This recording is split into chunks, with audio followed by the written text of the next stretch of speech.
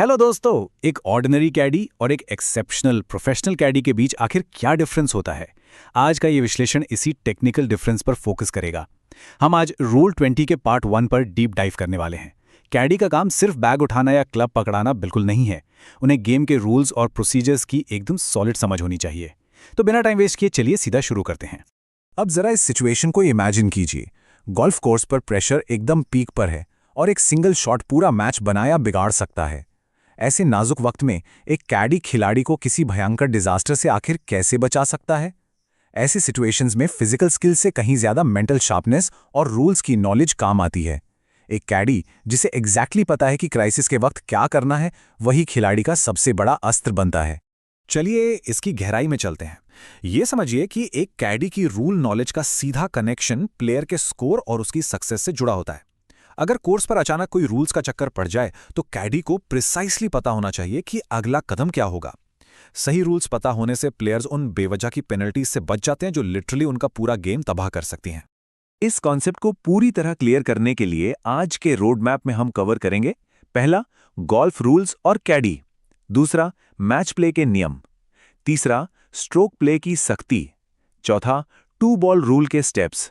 और आखिर में चूक और सीधा डिस्क्वालिफिकेशन।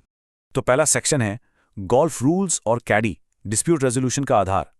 ध्यान रखने वाली बात यह है कि रूल्स इश्यू के दौरान सही एक्शन पूरी तरह इस बात पर डिपेंड करता है कि उस वक्त गेम का फॉर्मेट आखिर क्या है। दूसरा सेक्शन है मैच प्ले के नियम, फ्लेक्सिबिलिटी और प्लेयर अग्रीमेंट्स। अब यहां सबसे इंटरेस्टिंग बात यह निकल कर आती है कि मैच प्ले फॉर्मेट में एक इनहेरेंट फ्लेक्सिबिलिटी होती है। कोर्स पर जब भी कोई इशू आता है सबसे पहले फॉर्मेट देखना होता है। मैच प्ले की इस फ्लेक्सिबिलिटी का एग्जैक्टली क्या मतलब है? इसका मतलब है कि अगर प्लेयर्स के बीच किसी रूल को लेकर डिसएग्रीमेंट है तो वो आपस में बात करके एक समझौते पर पहुंच सकते हैं। और सबसे हैरानी की बात पता है क्या है? अगर उनका एग्रीमेंट टेक्निकली गलत भी होना तब भी उसे फाइनल ही पाना जाता है। पर हाँ, यहाँ एक स्ट्रिक्टली फॉलोड एक्सेप्शन है। कोई भी प्लेयर डिलिबरेटली किसी एस्टैब्लिश्ड और नोन रूल को इग्नोर नहीं कर सकता। और अगर बाई चांस वहां रेफरी मौजूद है तो फिर रेफरी का फैसला ही हमेशा आखिरी होगा। ऐसे फ्लेक्सिबल माहौल में एक कैडी का रोल बड़ा क्रूशियल हो जाता है। उनकी ड्यूटी ये है कि वो सिचुएशन के सारे ऑप्शंस को डीपली समझकर अपने प्लेयर को एक्यूरेटली एक्सप्लेन करें। उन्हें अपने प्लेयर को बस ये याद दिलाना होता है कि मैच प्ले में उनके पास ओपोनेंट के साथ बैठकर म्यूचुअली अग्री करने का एक सॉलिड ऑप्शन हमेशा खुला होता है। ये वाकई मैच के दौरान एक बड़ा टैक्टिकल एडवांटेज बन सकता है। अब आते हैं तीसरे हिस्से पर, स्ट्रोक प्ले की सख्ती, जीरो रूम फॉर नेगोशिएशन। ये एक कंप्लीटली डिफरेंट और फार स्ट्रिक्टर एनवायरनमेंट है और ये फर्क को पूरी तरह क्लियर कर देता है कि गोल्फ हमेशा इतना फ्लेक्सिबल नहीं होता। एक तरफ मैच प्ले है जहां आपस में समझौता करना वैलिड है, लेकिन दूसरी तरफ स्ट्रोक प्ले है जो literally zero room for negotiation देता है।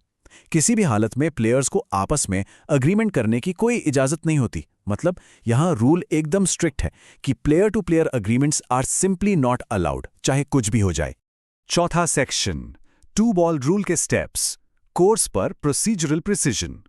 अब चलिए एक सिनेरियो सोचते हैं जहां स्ट्रोक प्ले में डिस्प्यूट हो जाए, आसपास कोई रेफरी ना हो और गेम के फ्लो को रोका भी नहीं जा सकता।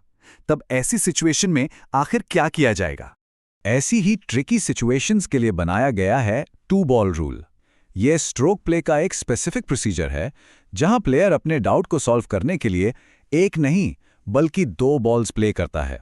इसका मेन पूरा कॉन्सेप्ट ही यही है कि रूल्स का पालन भी ठीक से हो जाए और गेम का फ्लो या पेस किसी भी कीमत पे हॉल्ट ना हो। रुकना यहां ऑप्शन ही नहीं है।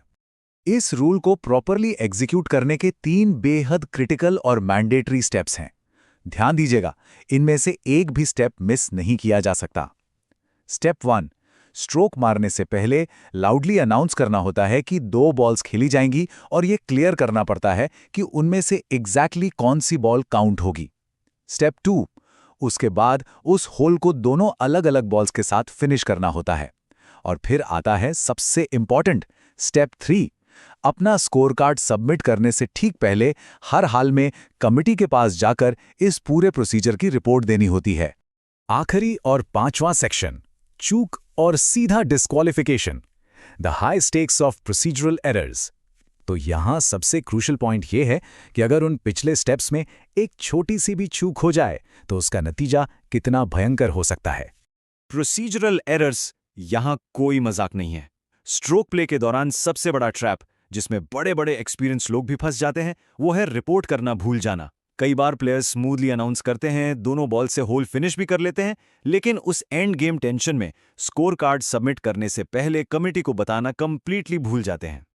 और उस छोटी सी लगने वाली भूल का रिजल्ट ये वाकई शॉक करने वाला है। इस गलती के लिए कोई माइनर 1 या 2 स्ट्रोक की पेनल्टी नहीं मिलती।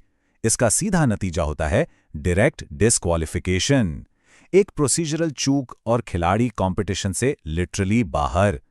यहीं पर रूल्स का एग्जैक्ट सीक्वेंस पता होने की अहमियत प्रूव होती है। इस डीप विश्लेषण के बाद एक आखिरी सवाल जो जरूर दिमाग में आता है, एक प्रोफेशनल कैडी की इन टेक्निकल डिटेल्स को समझने की असली कीमत आखिर क्या है? जब दांव पर सीधा डिस्क्वालिफिकेशन लगा हो, तब कोर्स पर एक नॉलेजेबल कैडी ही सबसे बड़ी शील्ड बनता है। यही मास्टरी एक अल्टीमेट सेफ्टी नेट होती है। आशा करते हैं कि इन स्ट्रिक्ट प्रोसीजर्स का इस सफर मजेदार रहा होगा। आगे और भी ऐसे डीप टेक्निकलिटीज को एक्सप्लोर करेंगे, तो बने रहिए। मिलते हैं जल्दी।